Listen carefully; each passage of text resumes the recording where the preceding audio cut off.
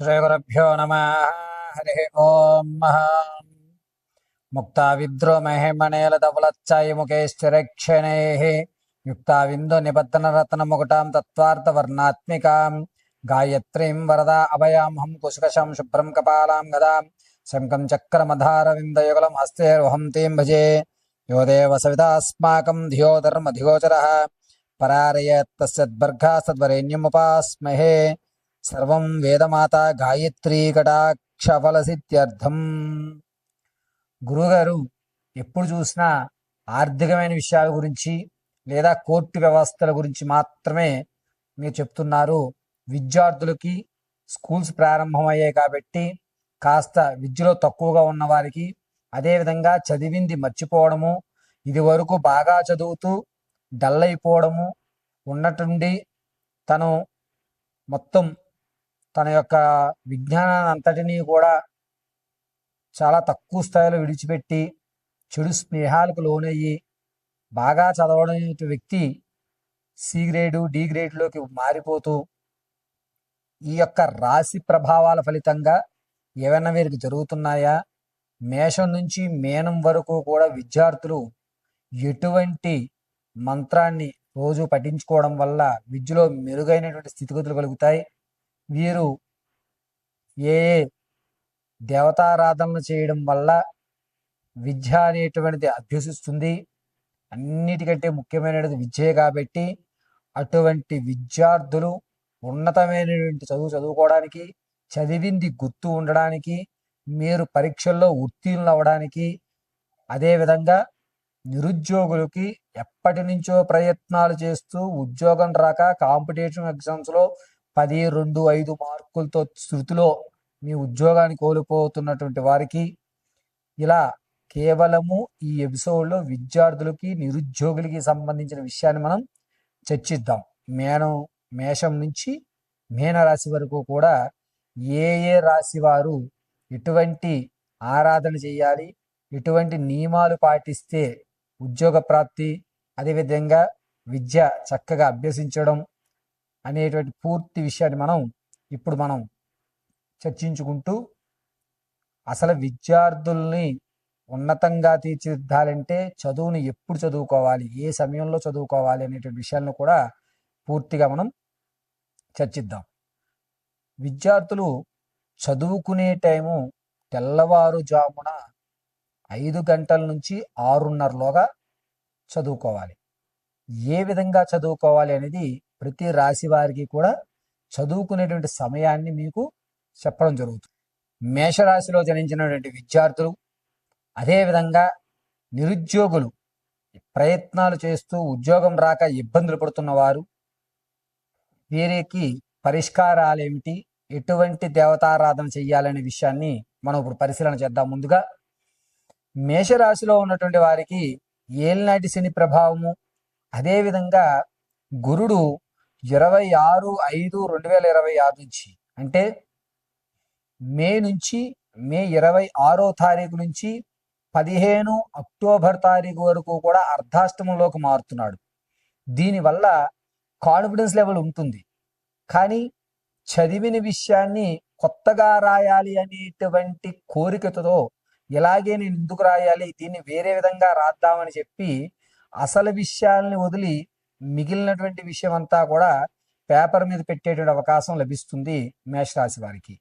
దీన్ని over confidence అనడానికి లేదు, కేవలము ఆ ప్రయత్నాన్ని కొత్తగా చేద్దాము అనేటువంటి ఒక ప్రయత్నపూర్వకంగా రాయడానికి వీరు ఆలోచిస్తూ ఉంటారు.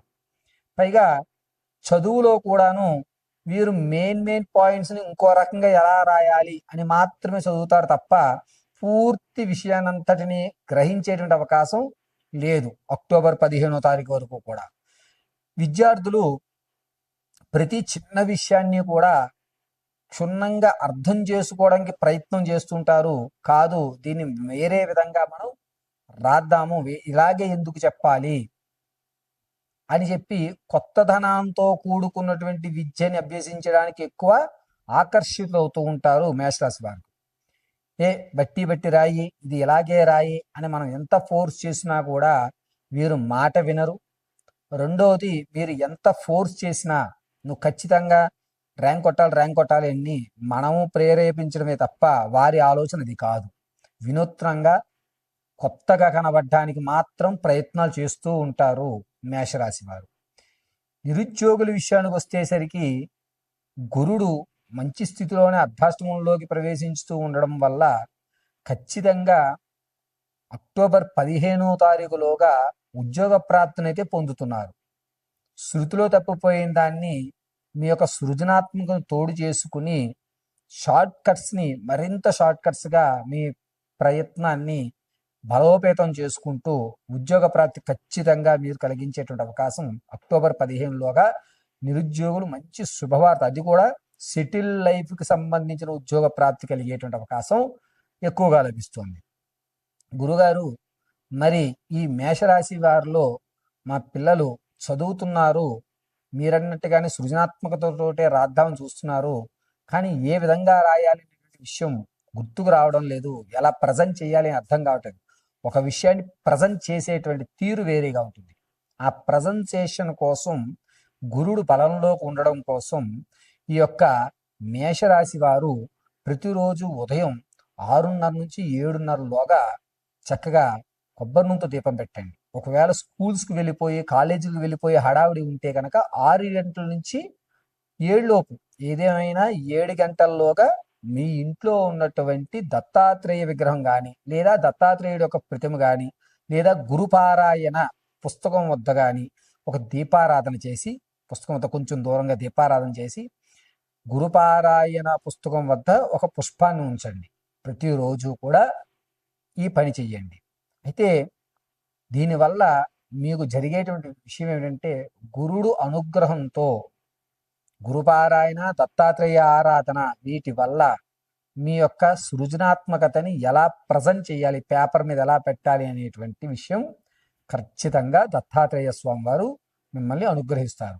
దత్తాత్రేయ దేవాలయం లేనటువంటి వారు ఇంట్లోనే ఒక దత్తాత్రేయుడి యొక్క ఫోటో ఒకటి తీసుకుని మీ పిల్లలు ఎక్కడైతే చదువుతున్నారో అక్కడ మాత్రమే ఆ ఫోటో పెట్టి దీపారాధన కూడా అక్కడే చేయండి. మీరు మీ ఇంట్లో ఉన్నటువంటి దీపారాధన వద్ద కాదు, నిత్య దీపారాధన కాదు, పిల్లలకి ప్రత్యేకంగా ఒక టేబుల్ మీద ఒక పక్కగా ఈశాన్యంలో దత్తాత్రేయుడు స్వామివారిని పెట్టడము, కొబ్బరి నూనెతో కొంచెం దీపారాధన చేయడము చూసుకొని జాగ్రత్తగా. మిగిలిన పుస్తకాలు కూడా ఉంటాయి. ఆ దీపారాధనకు ఒక గ్లాస్ ఏమన్నా క్లోజ్ చేసి పెట్టుకోండి. కొబ్బరి నూనెతో దీపారాధన చేయండి. కాస్త బెల్లం కానీ మిశ్రీ కానీ నైవేద్యం పెట్టండి. మిశ్రీ అయితే శ్రేష్టం. మిశ్రీ నైవేద్యం పెట్టుకుని పిల్లవాడు స్కూల్కి వెళ్ళిపోయిన తర్వాత ఆ మిశ్రీని తీసి ఒక డబ్బాలో వేసుకుని సాయంత్రం వచ్చినప్పుడు వాడికి ఏ పాలల్లోనో ఆ మిశ్రీని కలిపేసి ఇచ్చేసేయండి. ఇలా మేషరాశి వారు దత్తాత్రేయుడు ఆరాధన చేయడం వల్ల సృజనాత్మకతని ఎలా ప్రజెంట్ చెయ్యాలి అనే విషయం తెలుసుకుంటారు.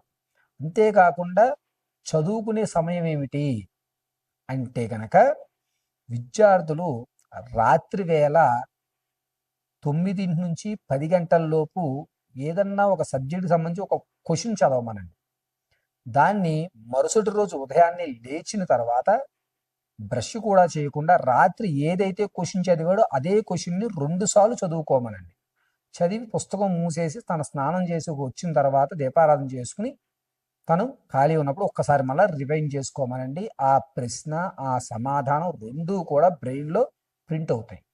చదువుకునేటువంటి సమయం సాయంత్రం వేళ, రాత్రి పడుకునే ముందు మనం ఏం రాదు క్వశ్చను, నాకు ఇది అర్థంగా అదే క్వశ్చన్ని 1-2 సార్లు చదివి మూసేసి మరుసటి రోజు ఉదయాన్నే పుస్తకం తీసి అదే క్వశ్చన్ చదువుకుని అప్పుడు బ్రష్ స్నానం చేసి స్కూల్కి వెళ్ళమనండి.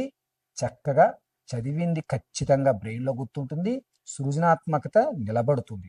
మరిన్ని విషయాలు తెలుసుకోవడానికి విద్యార్థుల కొరకు కింద స్క్రోల్ అవుతున్న నెంబర్ని సంప్రదించండి. మీ యొక్క పిల్లల యొక్క భవిష్యత్తు గురించి పూర్తి విషయాన్ని తెలుసుకోండి. పరమేశ్వర అర్పితమస్తు. ఎంత వచ్చిందన్న?